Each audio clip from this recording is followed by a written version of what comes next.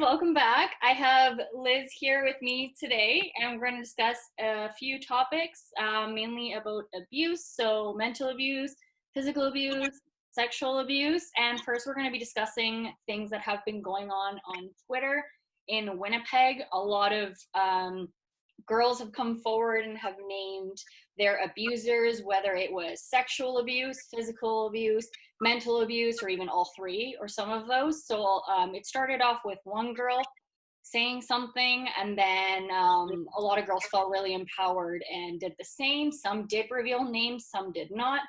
Obviously, it depends on the situation, if you're ready, if you're not. Some girls said that they want to share their story, but they're not ready to. But it seems like there are a lot of girls in this city, I'm sure in the world as well, but we're just talking about in the city right now, they have stories dealing with abuse. So a lot of these guys seem to kind of need a little bit of a reality check and change how they act. So we're going to talk about that. So Liz is going to tell us a little bit about that while her cat tackles her.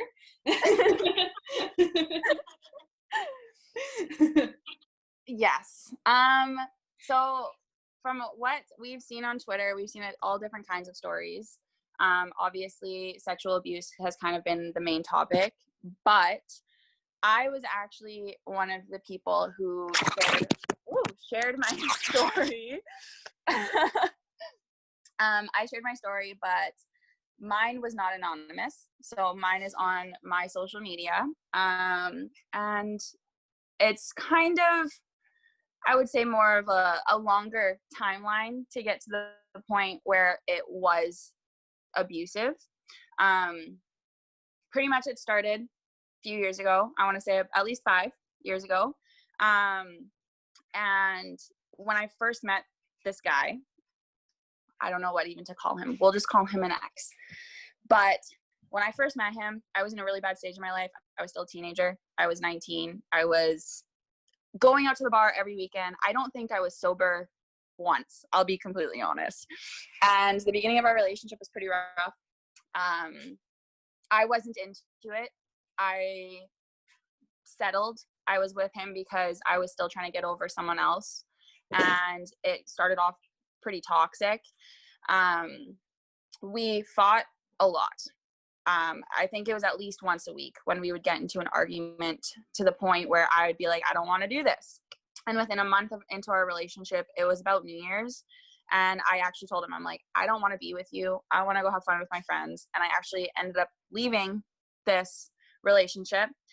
And something really large happened in my life around the same time where I had to reach out to him again. And we ended up back together, but it wasn't because we wanted to be together. It was, we were pretty much forced back together because of this one situation that both of us kind of got put in. And when we ended up getting back together, that's when my behavior started changing towards my family. I started removing all the ties with my friends, with my family. And I ended up actually getting kicked out of my house. And I lived with him for like 3 months, but that's when all of it started getting really bad. I remember there was one night where we got into this really big fight and we were screaming at each other. We were in his parents' house, so his brothers were still there. Like, we were around his entire family and we're screaming at each other in his room. And it turned to a point where he went to storm out of his room and he walked directly into a wall.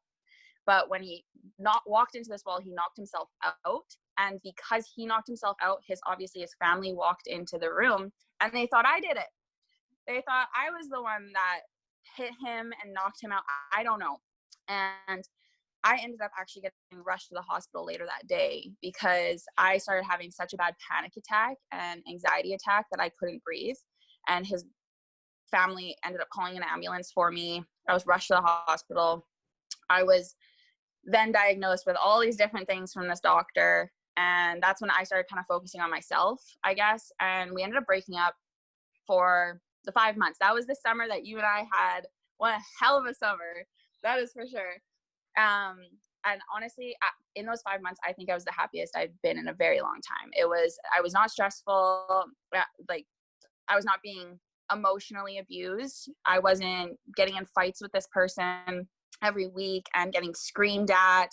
And like when we fought, it wasn't because of legitimate reasons. He would be getting mad at me for my opinion on something, or if I spoke to someone wrong.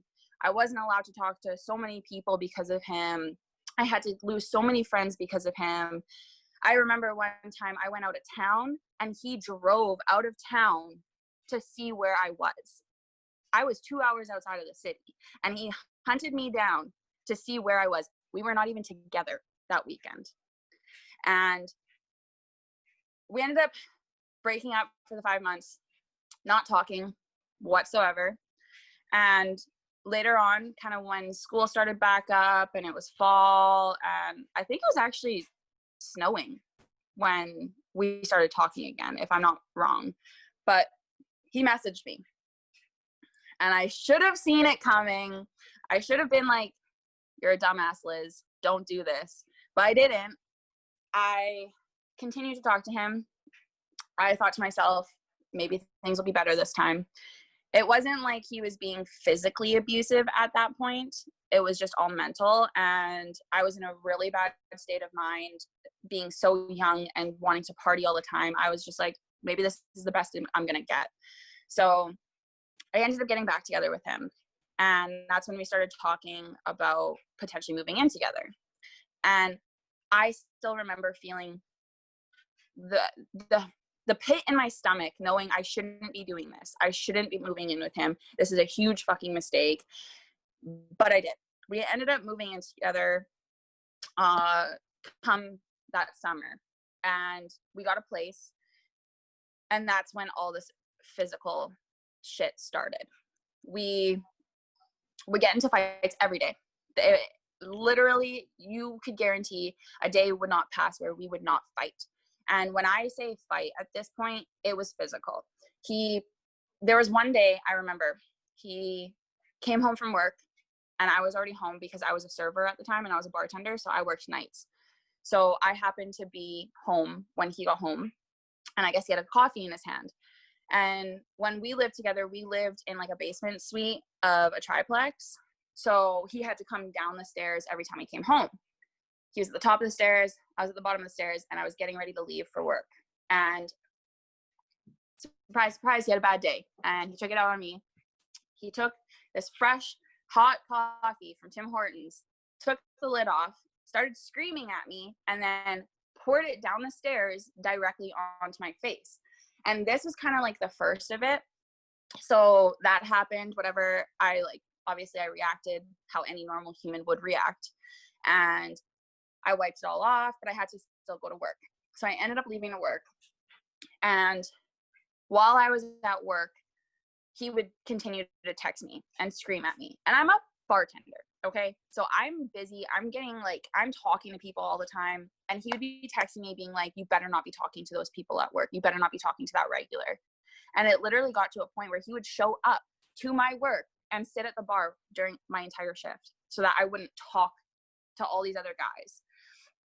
And I can't even think about that place. That place just gives me the chills. But we ended up staying together for, I want to say, close to a year into living together. It was pretty close to a year. So the entirety of our relationship was about 2 years. And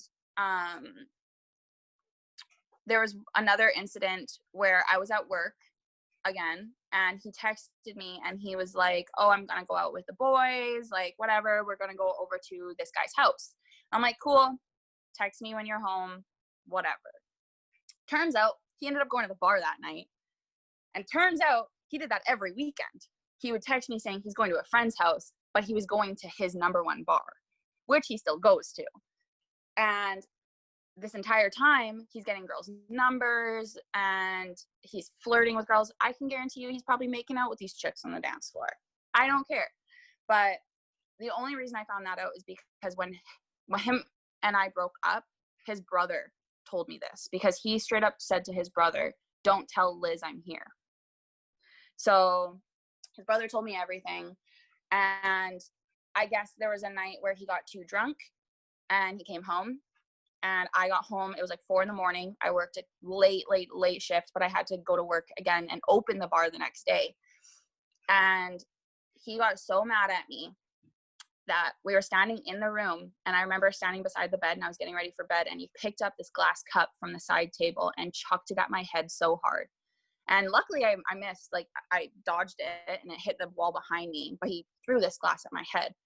And that's when I knew at that point I was terrified. So my best friend at the time, I called her, and I was down the sidewalk. Like, I'm like, I need to get out of here. So I called her. I'm hysterically crying. I couldn't breathe. And she just kept telling me, she's just like, you need to get out of there. You need to get out of there. And I told her, like, I can't. I don't know how. I don't know. I didn't know how to leave. And he ended up leaving the house and chasing me down this sidewalk. Like, I was down the street and he chased me down and he's like, get your ass inside. And so, like, whatever, I went inside. I'm like, I'm not going to let you like hurt me. And so I went inside and I just tried to go to bed. And there was so many sleepless nights in that place. It was awful. Like, we would have to be in the same bed, but I could not sleep because I was terrified something was going to happen. I didn't know if he was going to roll over and start screaming at me, or if he was going to hurt me or something. I don't know. So it got bad then. And then it was, I want to say, closer to Thanksgiving time. So, like, obviously in Canada, that's in what, November, October? I think October. Okay. So it's Thanksgiving. His brother and his girlfriend were going to come over, and I was getting ready to make us Thanksgiving dinner, and it was just going to be the four of us. It wasn't anything big. So I asked him when he got home from work, I'm like, hey, can you just put the clean dishes away? I'm making Thanksgiving dinner for your brother and his girlfriend. And he's like, no, I got to get my phone fixed. And so I told him, I'm like, okay, like I pick and choose my fights with him. So I was like, okay, that's fine. Like, whatever. So I started putting the dishes away, but I guess he didn't like it that I started doing it after I asked him to do it. So he comes into the kitchen, and our kitchen was pretty narrow. So, like, we kind of had to be in close vicinity to one another. And I guess I turned around and I opened up one of the cupboards and I didn't close it properly. So I went to go grab another dish off the drying rack, and we didn't have a dishwasher. So, like, everything was hand washed. Everything was like hand dried. So I picked up a pot and I turned around, and he didn't like that I was putting this shit away. And I guess he came up behind me and shoved me forward.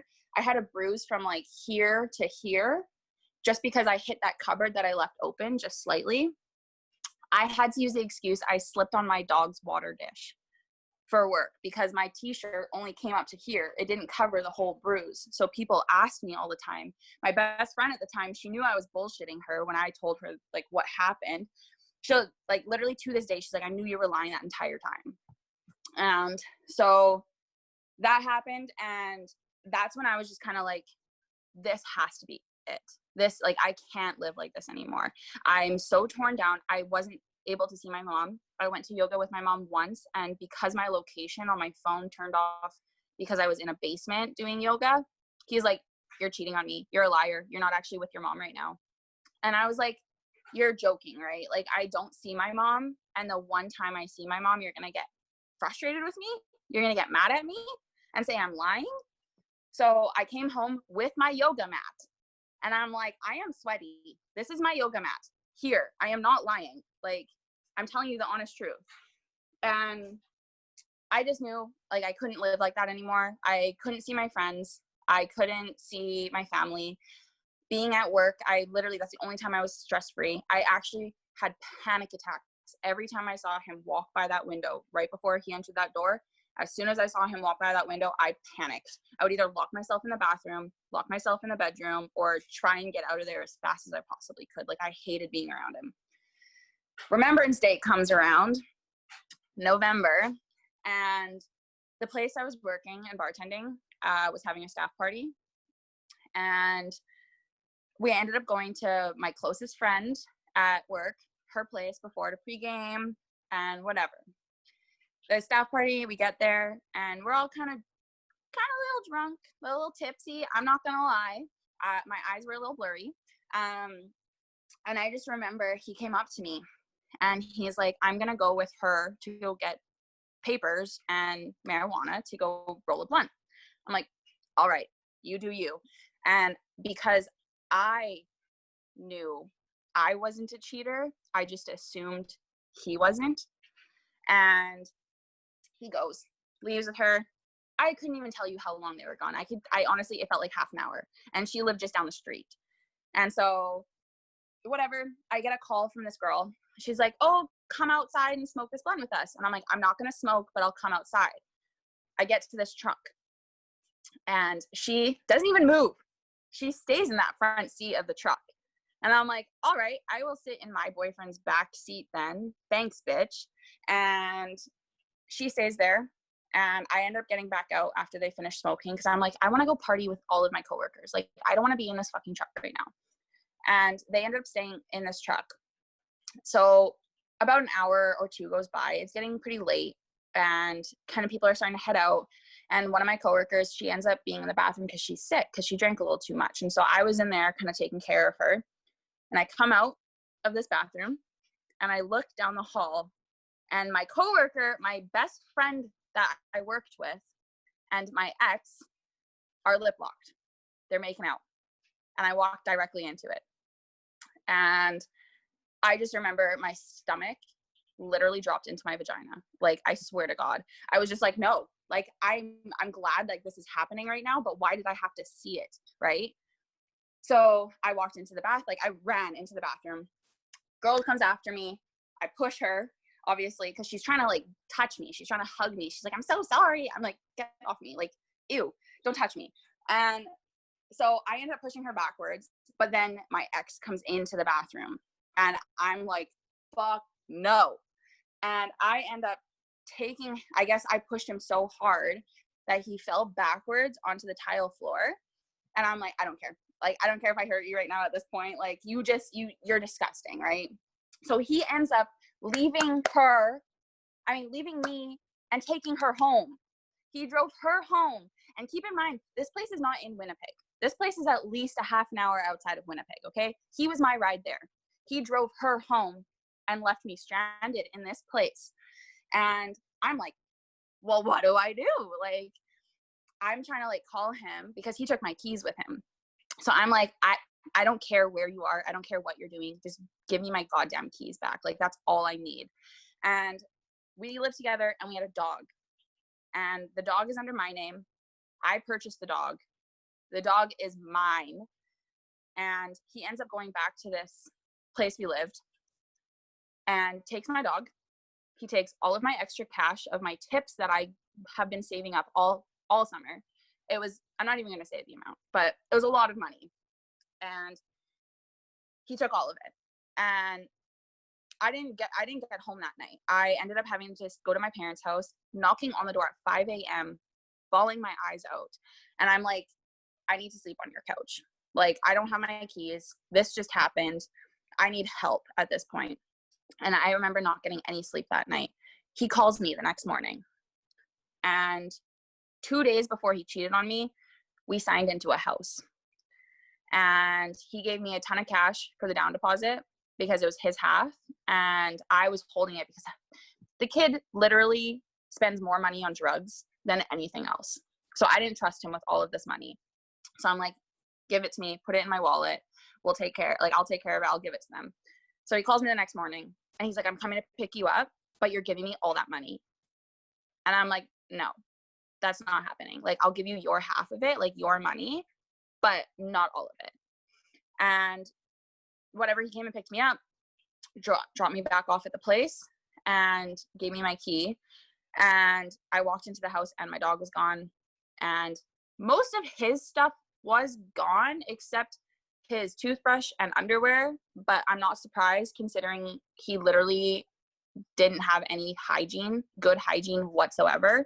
I would have to ask him to brush his teeth every morning. So I'm really not surprised that the only things that you need really for hygiene were the only things he left behind. And I stayed in the house for probably 4 days after all of this happened. And I just remember my best friend at the time, she told me, she's like, I'm coming over, we're packing up your shit and you're moving home. This is not happening. And We ended up packing all my stuff in a day. I moved home completely in a 24-hour period. The only thing that he owned in the house that we lived in was the bed. Everything else was mine. But because I bought all the groceries and I was the breadwinner, I would say, of the house, I obviously took all the groceries with me when I moved out. I'm not going to let him take something I paid for. He then texts me, "Why'd you take all the food?" And then he starts lashing out on me because of me taking what I'm rightfully the owner of. And he's still like, "You took my dog. I'm not fighting you on that. So stop fighting me on the freaking groceries." And so, yeah, go buy more. Whatever. What? Like, go to a grocery store and buy more. Like, literally. And it's not like he ate anything either there. He always ate out. So I don't know why he was fighting me on the freaking groceries. So a couple months go by. And at this point, like, I'm trying to make it known, like, he cheated on me, he beat me, like, he was emotionally and mentally and just like physically abusive, like, he was awful. And I'm trying to make this known. But in reality, he was going around saying that everything he did to me in that 2 years, I did to him. It was me. And I actually genuinely believed, I think it was honestly until December of 2019 that I believed I was the reason for it all. Like, I was the shitty person. I deserved everything that came to me, all of this stuff, because he made me believe that. Like, he would not take the blame. And years passed, and still to this day, he will not admit his wrongs. And so, everyone, I've heard from multiple people I don't even know, saying like, "Wow, I didn't know that all of that happened to you," because all he said was that you did that to him. And so I was just like at this point, I'm not even going to try and fight it. Like, people can believe what they want.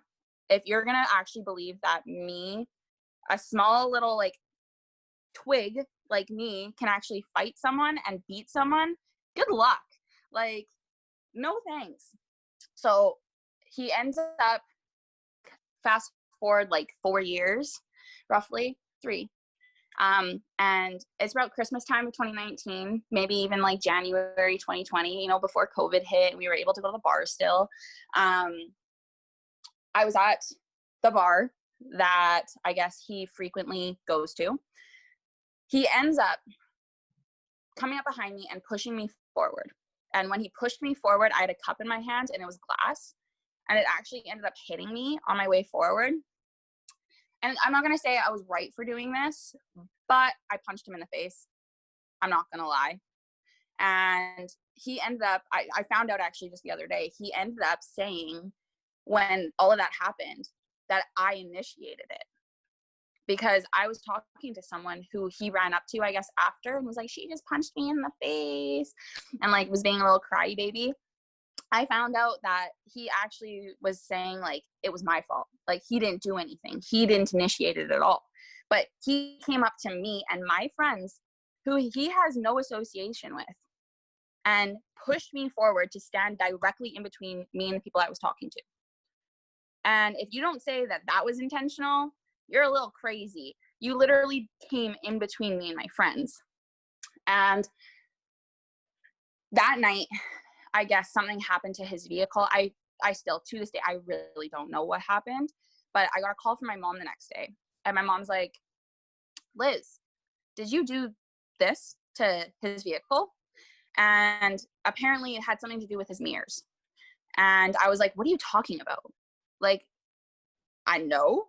And she's like, "Well, apparently he has footage of it." And I literally said, "Tell him to send it. I want to see this footage. I don't know what you're talking about. Like, I want to see this. If it was me, like, was I sleepwalking? Like, was I that drunk that I don't remember doing this?" Because I remember going home. So he ended up trying to get $500 out of my mom to fix whatever it was that I apparently broke. I'm not surprised if he was going to use that $500 to put that money right up his nose or something like that. I don't know. I wouldn't be surprised. But he ended up trying to extort my mom out of money.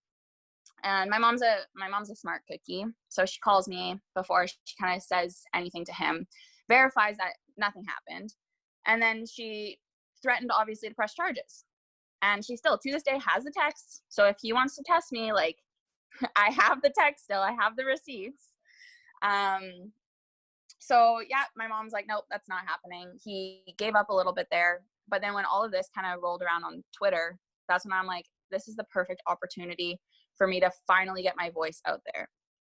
So I saw a couple other girls, they posted their stories, and it gave me the confidence to actually be able to go out and say, this is what he did to me, and I'm not going to stop until something is done.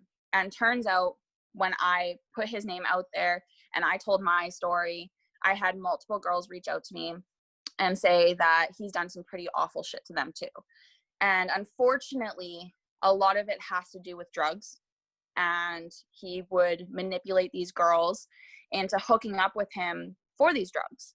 And the really shitty thing is, this guy is in his mid 20s and he's preying on freshly 18-year-olds, because these freshly 18-year-olds, they're in their party phase, obviously. They just want to have fun with their friends and they don't know who I am. So I can't stop them. I can't say, hey, look out for this awful human. Like, he knows. So he goes after these freshly 18-year-olds, and unfortunately, sometimes they're minors still. And he feeds them drugs. He says things like, I'll give you blow if you make out with me. And if they say no, he'll put a hissy fit up, just like he always does. And sometimes he'll even kick them out of his vehicle and leave them there. And it's like pretty fucked up, because it's just like these girls are just getting their rides home or rides to like their friends, and he's preying on them. Like, he's not doing it prior to it where they can be like, hey, no, I'm not comfortable with that. He'll wait until they're cornered in his vehicle and he'll say this shit and then drive them out somewhere random and just leave them there. And it's just like really messed up, because ever since I guess we broke up, it's been getting worse. And he has been doing drugs every day, I've heard, where it's affecting other people. He's taken hundreds, if not thousands of dollars from his friends and not paid them back. He's ruined every tie with any possible person that's walked into his life. Like, he goes through jobs, friends, any contacts in general, weekly. You'll see weekly he has a new flavor of the week. He will have a new job probably every, 2 months. He will have a new friend group every 3. He cycles, because he knows that he's a really shitty person and people are catching on to these lies. But he cycles through the young people. He'll continue to go after these young people that don't know him. And all the older people, they try to like tell them like, hey, he's not a good person. But he's so manipulative and narcissistic, and just I call him a sociopath, because he has absolutely no empathy for anyone but himself. He only cares about himself and what he gets out of life, and he doesn't care who he hurts in the way. And it's unfortunate that I was that person for 2 years, where I was his punching bag. I was his stress relief for 2 years, and I couldn't do anything about it, because it started off just emotional, where we would fight, and when we got back together, I thought it would change. But once it got physical, I was trapped. I couldn't get out. That was it. And so honestly, it's shitty, the fact that we broke up because he cheated on me. But I'm so thankful every single day that girl decided to make out with him, because I would probably still be stuck if it wasn't for her. But I hate her now. But like, that's a different story. But I'm just like really thankful that she was able to be that person, as bad as it sounds, that got me out of such a shitty situation. And like, I have PTSD because of it. I'm not even say had. I have PTSD because of that relationship. I never had really anxiety prior to it, and now I have anxiety every day. I have to like smoke to go to bed without waking up with night terrors.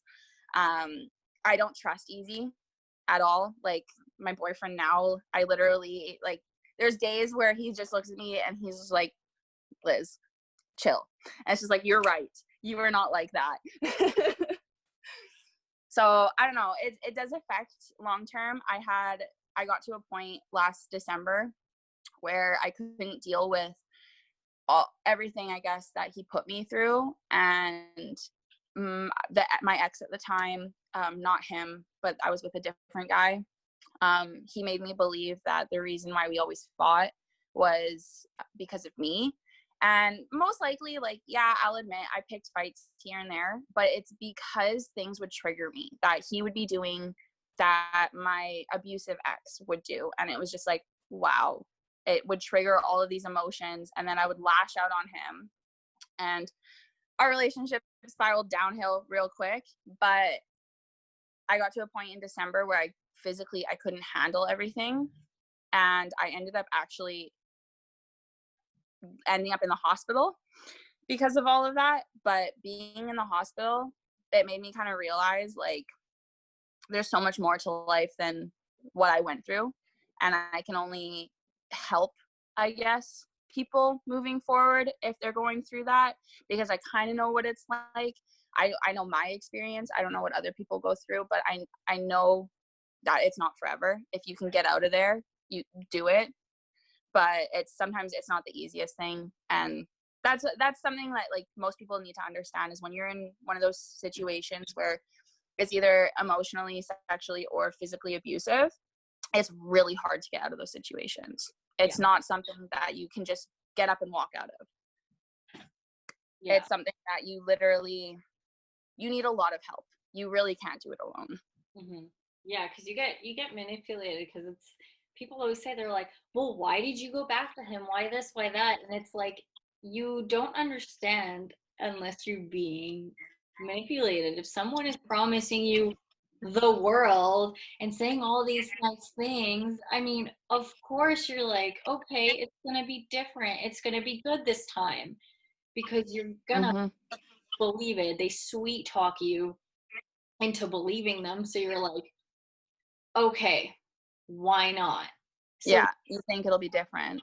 Yeah, and that's where the cycle starts all over again, and usually it gets worse as time goes on.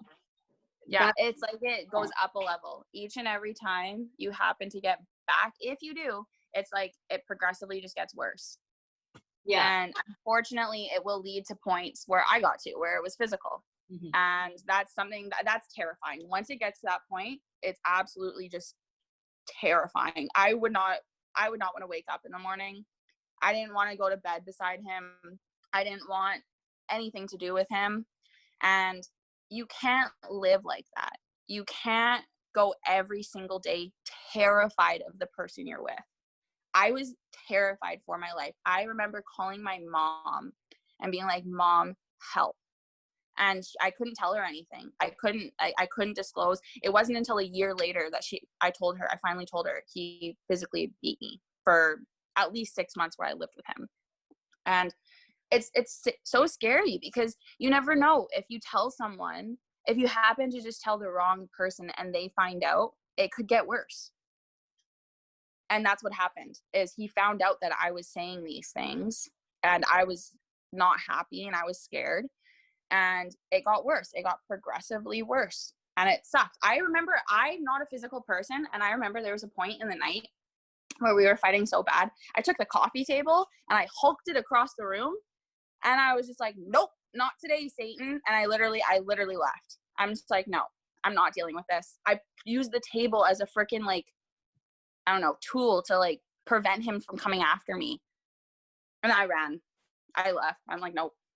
Yeah, that's and he does sound very, a lot of these guys though, are very narcissistic. And like a lot of the things you saying, that like he made it seem like everything was your fault, that you deserved it, and he thinks he's a saint, and to this day he's like, I'm awesome, you were the issue, all this sort of stuff, and then turning things on you. And the fact that everything that he did to you, he says you did to him, Oh And yeah. that is such a narcissistic thing, and that hits home to me because that is exactly what happened to me. I got accused of being the cheater, going on dating apps when like in reality he was doing that. Oh yeah. And there was proof. There wasn't proof that I was doing anything, but there was so much proof, so much. Literally every girl in Winnipeg messaged me. Like Mhm. so much proof, right? So it's like it's funny because that's exactly what narcissists do. Like all like it's like the same pattern. It's the same behavior for like they could be totally different guys, totally different personalities, but if you're a narcissist, that's exactly what they do. Yep. Yep.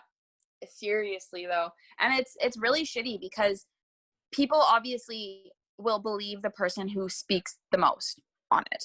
That people will believe the stories they hear from their friends. If, say for instance, people are friends with this ex of mine, they're gonna believe him over me, obviously, because they're not my friends. I don't care what they think necessarily, but it's like they're only hearing this one side, and it's really unfortunate that it took 4 years for people to actually believe that I didn't cheat, that I didn't beat him, that I wasn't this awful person. Because I've had so many girls come up to me after and just be like, look, I thought you were a crazy ex. And I just sit back and I'm like, nope, that was not me. Like, hi, I'm actually kind of nice. Like, People believe you. It seems like people believe you now. I mean, yeah, I saw it the whole time. yeah. I was actually one of the only ones that was very vocal about it. I approached it in probably not the best way because I was frustrated. and Hey, we were young. but I can't blame you. yeah, I remember though, but I was like, there were times where I'd be like, what are you doing? And then you got back with them, and I was like, I want no part of this. See Yeah, you later. Well, because that was yeah, after that, because before you guys got back together was the incident where you had to return his stuff, yeah, right, with the car thing. So I think that's important to bring up too, especially seeing how like violent he is, like seeing the anger in his eyes. So basically Liz had to return some of his things, and she played a little joke on him. It was like not a big deal. Honestly, if that happened to you, you would be like a little pissed off, but like not to a point where you want to like beat somebody up, like yeah. not that type of angry, like that's just not something that should happen. Even with that, it was just a joke. It wasn't a big deal. You didn't wreck his stuff, you didn't ruin it. Like you No. did a little joke on him. It honestly was not a big deal. It's actually kind of funny. But so you gave him his stuff. He realized that you played a little prank on him, and then you jumped in your Jeep and you just like got out of there because you didn't want to deal with him. And then I out of knew there, though that yeah, I knew he was gonna follow though. I knew exactly. that. Exactly. So I got out of there too, and I think me and you were on the phone, like on the Bluetooth or something. We were talking. Yeah, we were. I'm pretty sure we had a call going, making Yeah, sure like we were on the same page. yeah. I'm pretty sure we had a call going because we were in different cars. So I kind of was trying to follow her. There was a few cars kind of in between us at that point because she ended up heading out before I did. So I followed her and I tried to make sure that he wasn't gonna go near her. So I slowed down. There was actually a bunch of traffic at that time too. There was a Yeah, bunch. we were on a pretty busy route Yeah, too. it was Keniston. We were turning onto Keniston. It was super busy. It was like by the outlet mall, like by like IKEA and everything. Hmm. And I remember we were in that yield. It was like oncoming traffic, and like the dude was trying to ram into the back of my vehicle. And like, keep in mind, this is the first time I had ever met him.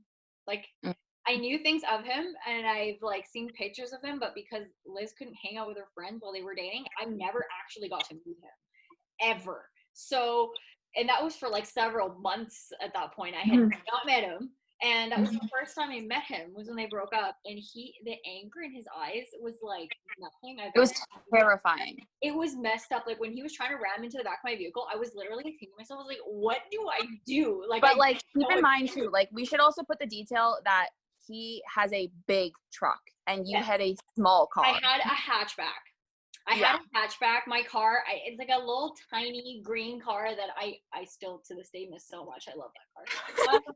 I love my new car, but the little tiny green car, and like he's in like a lifted truck trying to like, you know, he can basically go on top of me. Like, like it was crazy. And he could see where Liz was, even though she was a little further ahead because of how high the truck was. So he tried to do that, and then at one point he got into like a different lane and kind of scooted around everywhere like violently, and then at one point he like landed right next to her and he got out of his truck. No. He didn't even land next to me. He didn't land next to me. He stopped his truck like this in the middle of Kennison. Diagonal. I was going like this, and he shot in front of me diagonally and stopped it like that. So not only was he blocking my route of traffic, but he was also blocking the side, like this lane beside him, because he was that diagonal. He was close to you. No, he got very close to you, and then he got out of his truck in oncoming traffic and knocked on your window like violently. Like it was like banging. Like I honestly, if he did it for a longer period of time, he probably would have shattered my window. He was ready for a fight. Like he was ready for a fight, and you just like were able to get away from him and just like. I only was because when he got back in his truck, you were able to slow him down. You were able to get in front of him again. So I was able to sneak off into a merge behind a semi where he couldn't see me, and I just watched as his truck drove right past because you slowed him down enough for me to get there. Yeah, it was like I was like, who is this guy? And at that point in my life too, I had not experienced like mental abuse or anything like that. I haven't really, at that point, I hadn't come across a guy that I was like necessarily scared of. Like I had never been in that situation. So to actually like be in the presence of a guy trying to attack somebody, it's terrifying to see, let alone be in that position, because like I knew all the stuff that was going on, but I did not think he was going to try to hurt me. That's the thing. Like I knew he was going to hurt you because of everything. I no doubt in my mind he was going to come after you with all he had, but he also tried to hurt me. Luckily he didn't, and he didn't hurt either of us that day, but like his intention was to like hurt me, get me out of the way. Yeah, and then hurt you. Like he wouldn't have cared. Honestly, if he rammed to the back of my vehicle, it would have been hit run. He would have left. Like he would have hit me easily. He would have not done anything about it. Just left just to get to you. He wouldn't have cared. Honestly, that's exactly like what his eyes looked like and how he was reacting. That he just wouldn't have cared whatever happened, who he hurt in the process, even if it was a random other car. So there's several other cars. If he hit another car, don't think he would have cared. Honestly, no, absolutely not. Like it was crazy, and so that's why like that, you know, all of that doesn't surprise me. And I know when you posted about him on Twitter, which, you know, a lot of girls were posting stuff, and you were brave enough to share his name. He messaged you. He did. Not long after, right? So what went down once you posted everything? Okay, so I posted it at about, I want to say like 7:30 in the morning. So I did it first thing when I woke up. I actually, my boyfriend kind of motivated me to. I was like, do I do it? And he's like, do it. And I'm like, okay. So I posted it, and pretty much it just started getting retweets and getting likes. And I will disclose that he does not have Twitter. So I knew firsthand he wasn't going to see it directly from my Twitter. So I wasn't concerned of him coming at me via DMs or my mentions or anything like that. I wasn't concerned. I do know that he has a couple friends that follow me, and I can guarantee you they probably sent him screenshots of it, because that's when I started getting messages of what he was posting on his social media now. He was posting the screenshots of my tweets, and the thing is, my tweets weren't bullshit. My tweets were literally stating the facts. Like, this is his name. He cheated on me. He took my dog. He took my cash. And then I said, basically, I'm not going to stop until he is called out for all his manipulative bullshit that he has put me through, and potentially all these other innocent girls. So he ended up taking a screenshot of my tweet, posting it onto his story saying, "It's been years, move on, honey." And it's not that I need to move on necessarily from him, because I don't think I was ever into him. I really don't. I don't think I ever actually liked him. I'll be completely honest. I don't know if this is too blunt right now, but I never had sex with him because he literally disgusted me to the inner core. And so I moved on. It's the trauma that he put me through. So I started getting these screenshots of his stories, of what he was posting to his social media, and I was just going to let it happen. I was just going to take all these screenshots these people were sending me, and I was going to keep it for my own records. I was going to keep all the stories these people were sending me of what he's done to them, of what he was posting about me, all his bullshit, all his lies, all the texts of him threatening my friends, the people that were standing up for me, the ones that were agreeing with, that he happened to have the numbers for. He was texting all these people threatening to press charges. And he's always been full of lies, bullshit. So I always told the people, he has nothing to press charges against. And turns out he ended up messaging me, asking me to take this post down. And I never responded because I'm not going to feed into this bullshit that he seems to live around. So I didn't respond. And then about 5 hours later, I was done work. So he messaged me when I was on my lunch. And then I finished work and I was out for drinks with my coworkers. And he messaged me again, begging me this time to remove this post. And I said, "You get what you deserve." And he literally said, he sent me a message. And the message was, "I haven't said or done anything bad to you in how many years?" Right then and there, he admitted that he abused me, and he mentally and physically, years ago. He fully admitted it within that one text. That's when I went off. That's when I said, "Look, you emotionally and you mentally abused me for 2 whole years. I am still damaged from it, but I'm thankfully healing, but I'm not going to let you walk all over me anymore. I'm not going to let you walk over any of these other girls anymore. It's time that you get what you deserve." So his last words to me were, "I'm finally going to go to the cops." And I told him, "Do it. I dare you." So I'm basically just waiting now for his charges that he so-called made to come after me, because I will gladly show all of the receipts of everything he has done. I have collected over years, and especially everything that he's done to every other female. And I'm very ready to just hand it over to the cops and just let them deal with it, because I am so tired of him walking around with no consequences. And it's not just me that he's done this like bullshit to. Yeah. I was talking to some girl he dated prior to me, and he did the same shit to her. She just luckily was only with him for a few months. I unfortunately, mine was a longer time, but I'm not the first, and I'm definitely not going to be the last. And I just want any girl who unfortunately has to cross his path to just watch out. Just know, like, it's terrifying to be around him. Anything to do with him, I'm not going to be surprised if he gets arrested at some point in his life for doing the stuff that he's doing, because I was not strong enough to call the police, but I'm sure that some girl will be. And I don't want it to get to that point where she has to do that to save herself. But at the same time, I want there to be something done to stop him, because it's terrifying. I know that he's going to be doing it to all these other females and just abuse them, even if it's just mentally, and they're probably going to end up just as scarred, and I don't want that to happen. Yeah, and I mean, like, realistically, all these guys, because a lot of these guys are getting called out or threatening to go to the authorities, whatever, and I'm like, you really think the cops are going to do something about a tweet? That's number one.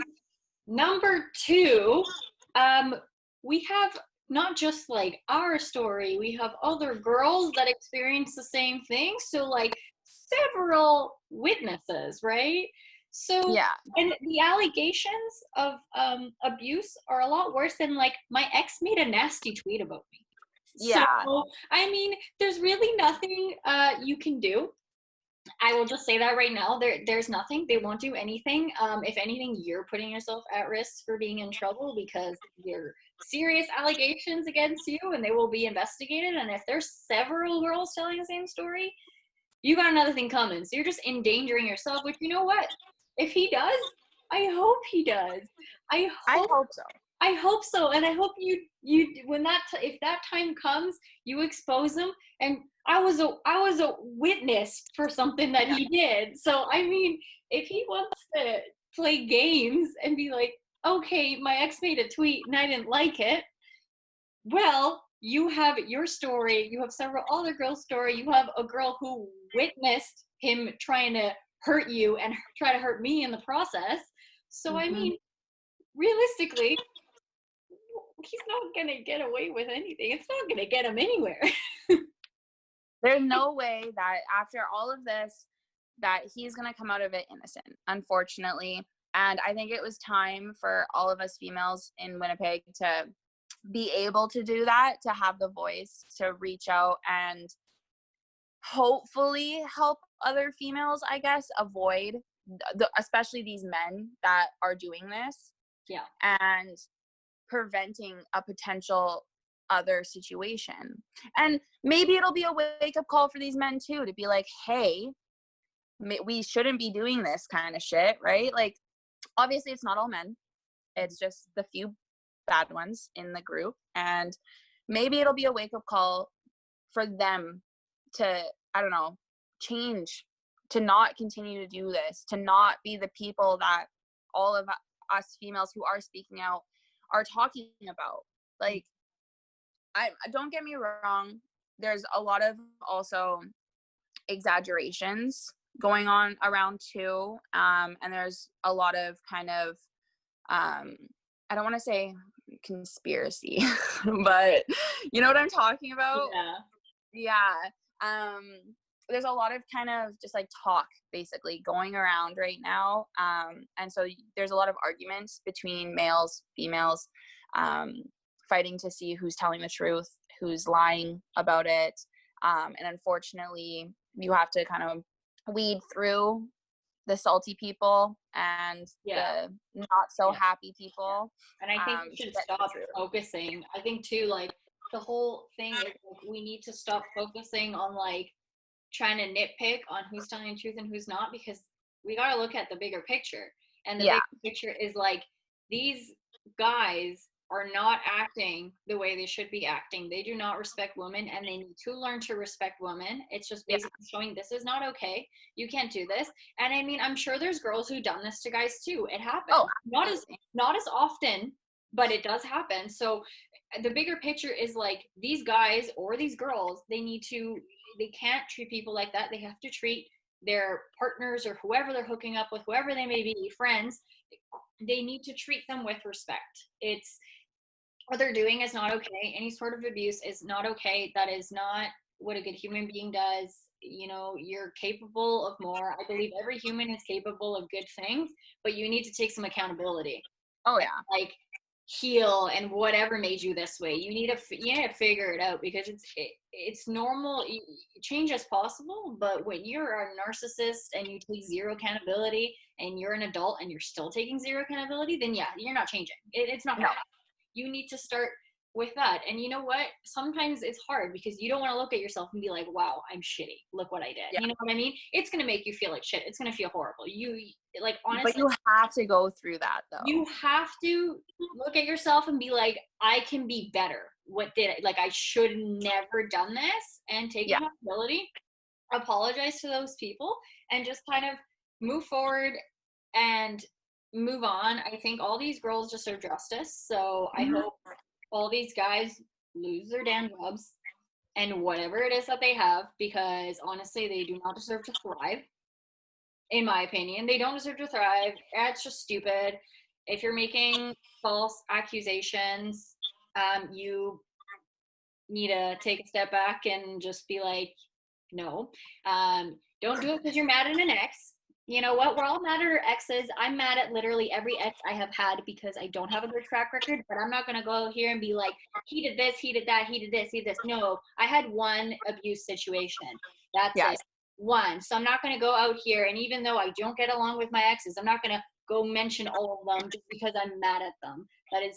That's not something you can do. I could easily be like, because I don't like them, be like, say all the shit, but I'm not going to, because it's not true, and because it's taking away from victims, right? Like, you want to take victims seriously, and you lying about it or exaggerating things that didn't happen is just taking that voice away from those victims. Like, it just, like, they're not going to get justice Yeah.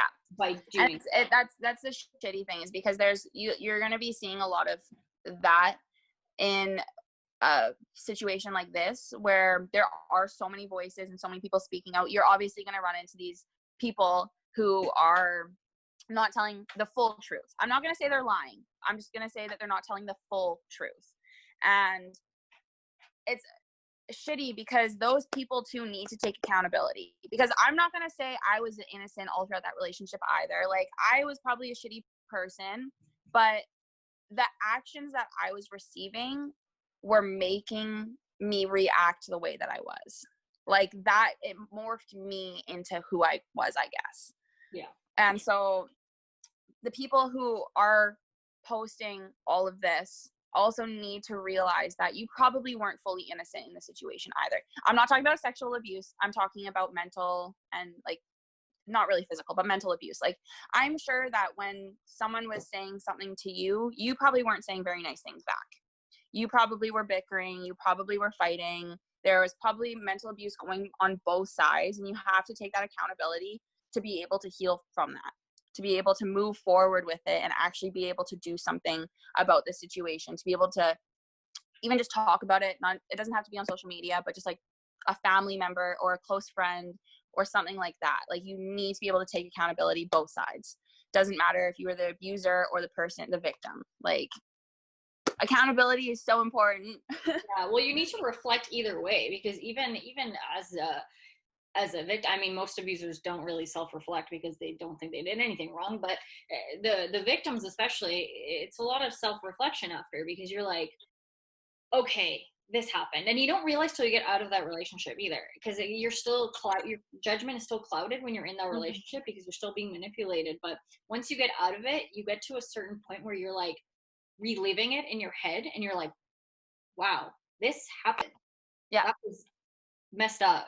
And just like, you have to almost think about it again, which is so hard, but you almost have to think about it again to, like, heal from it. Because if you don't, and you block it out, it's a tough situation. And it's hard to block out, because it's like, it's trauma. It's a very traumatic experience. Yeah. It changes your brain. It does. I don't think people realize that, because, you know, when your ex was saying to you, it's been years, get over it. I'm sorry. It's not as it's not like, oh, he accidentally stepped on your toe. It's fine. It's not a big deal. Get over it. It's not that. It's years of trauma, years of abuse. Yeah. That's a lot of trauma. It literally changed your brain. So you Yeah. have to try to work through it and change it back. It's not like, oh, get over me, right? Like, it's not, all these guys will use the excuse, you need to get over me already. It's not that. We're over you. We're way over you. We don't like you. We want nothing to do with you. Realistically, we don't want to touch you. We don't want to see you. Yeah. It's more of like, we need to work through the trauma, and unfortunately you caused that trauma, or if you didn't cause it, you were part of it. Yeah. Right? So it's not as simple as like, you need to get over it, you need to get over me. That is not how it works. And these guys will use that and be like, my ex won't leave me alone, she still likes me, she's still this, she's that. And I'm like, no, that's not it. Like, I'm sorry, that's not it at all. No, we're not over what you did to us. We're not over the trauma that we have to live with every single day because of what you did to us. We're not over the fact that we'll lose sleep at night, that it affects every future relationship we will ever get into. We're not over the fact that we let you walk all over us to the point where it destroyed whatever little dignity and little human lives inside of you that tells you everything will be okay. That doesn't exist anymore. And you have to build that back up. And that's the hardest thing. It literally took me 4 years to be able to build that little human inside of me being like, you rock. back up because of how badly he happened to destroy me. And that's what these exes need to realize is when we're not over them, we're over them. We're not over what they did to us and how we feel about ourselves. Yeah. Because we're the ones that have to live every single day with our dignity and our peace of mind destroyed because we let you do that. And that's the really shitty part about abuse, is because that was a moment for them, but it's our life. It's with us forever. Yeah, exactly. And oh, your video cut out there. There you go. Oh yeah.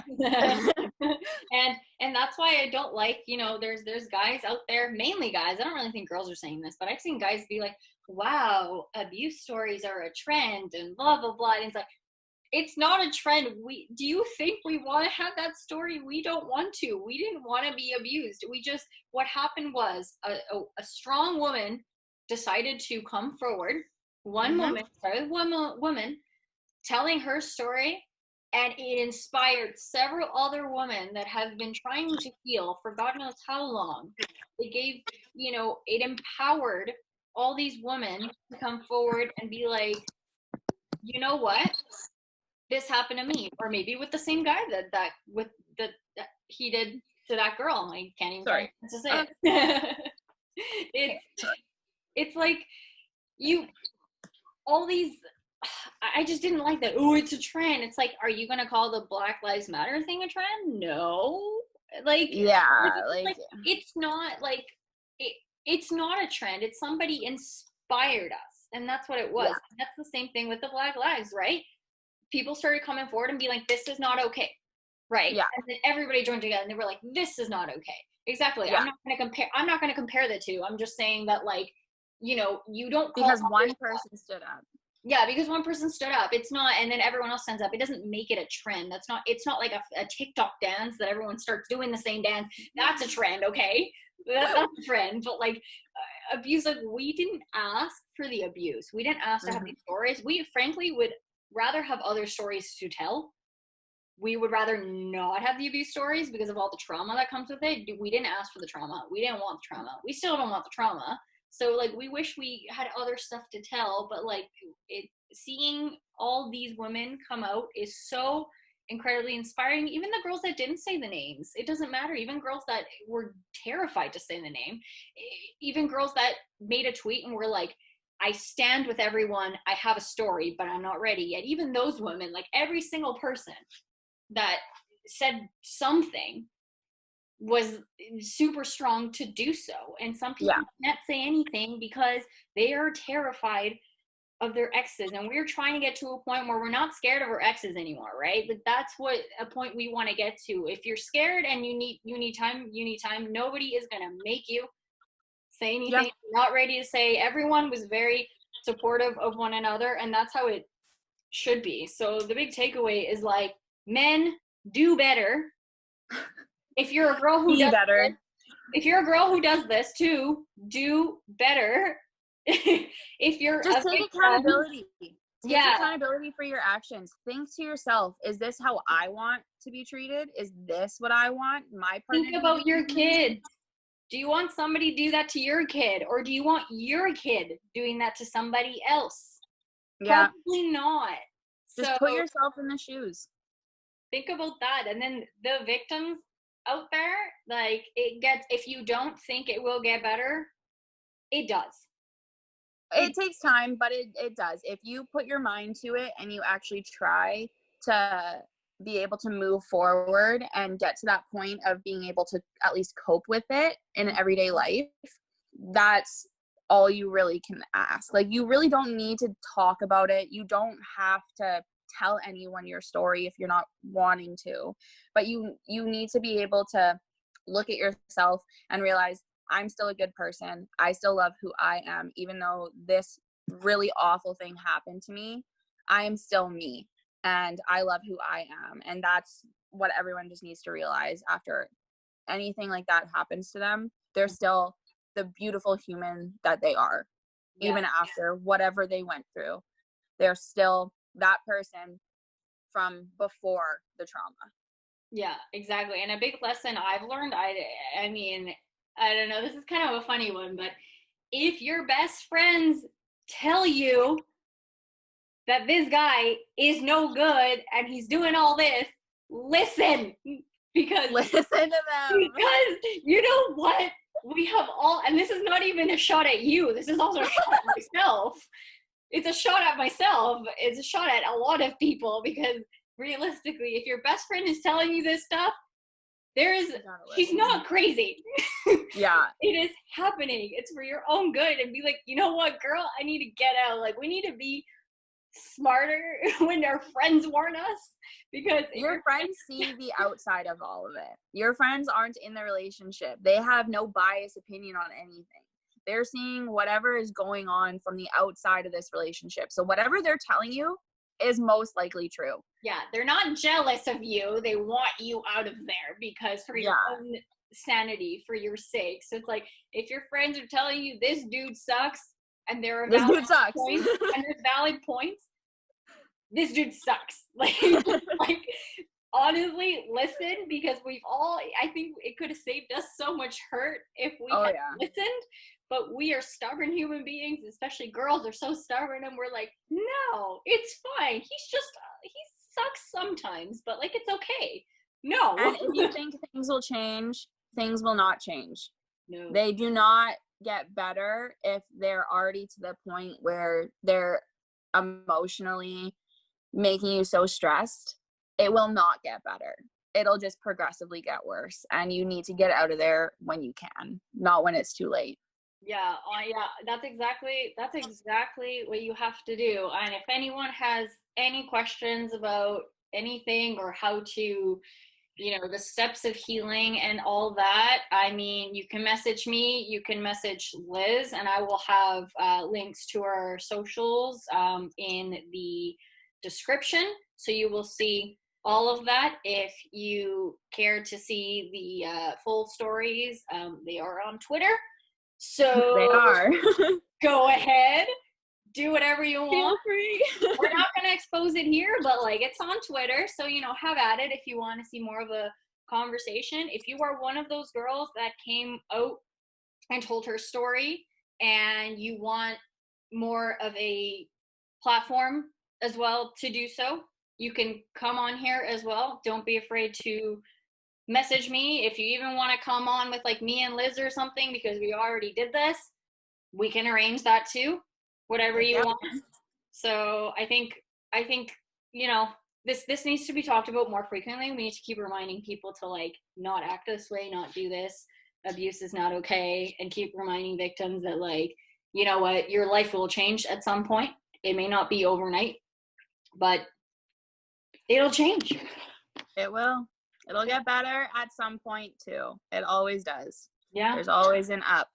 Yeah, 100%. So we talked about doing this for several months, and we finally did it. And I thought this is the perfect time to do it. We already talked about it like 2 months ago, but we kept not doing it. And then I was like, honestly, with what's going on right now, this is the perfect time to do this because of everything. And if any guy who has abused somebody in any sort of way is listening to this, I hope you learn a little something.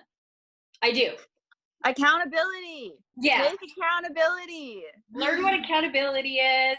You know what? Own up to your wrongdoings and just try to be better. And if you're sitting there still thinking you're a saint, then you know what? Go fuck yourself. And I hope you lose everything in your life, basically, if you're not willing to learn. Yeah. Sorry, it's true. If you're not willing to learn, why should you thrive? Like, it's not fair that you get to be successful, this, that, owner of said company, have all the friends you want, all this money. Like, I meant that sort of thing. It's like, you don't really, I don't think they should have that. I think other people deserve it.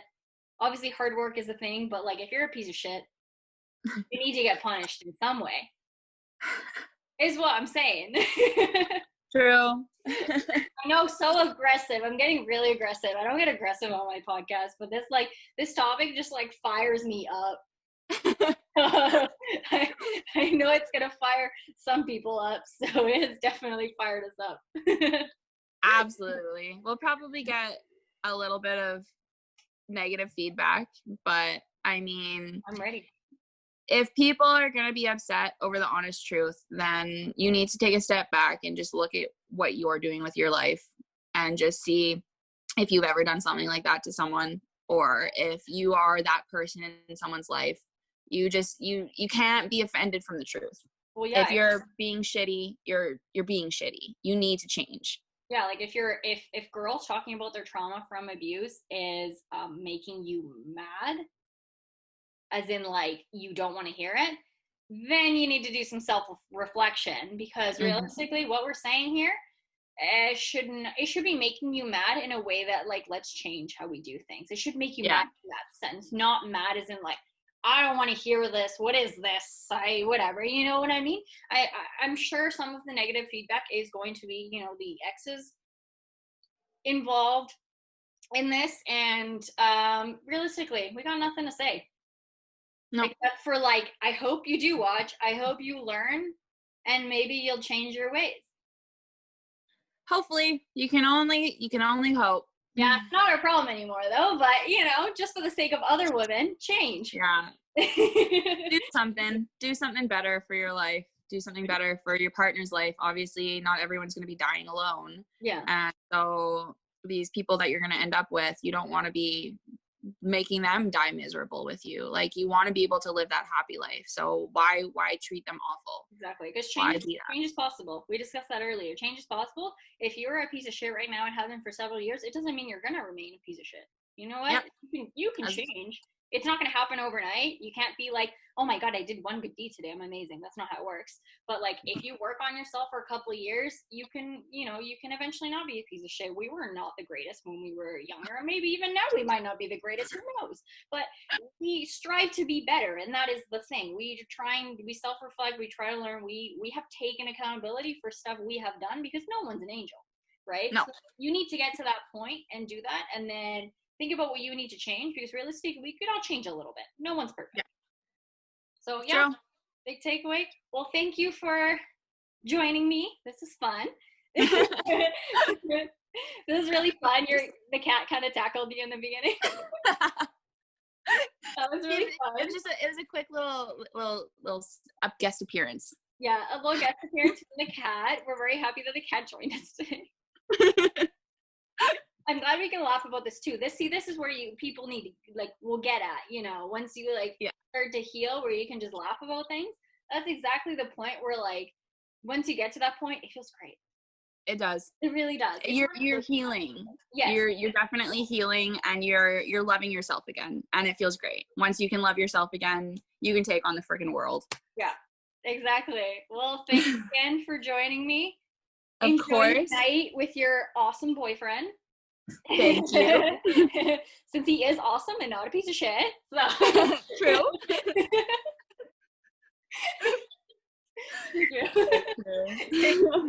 Good night. Thank you again. No problem. Good night. Bye. Bye.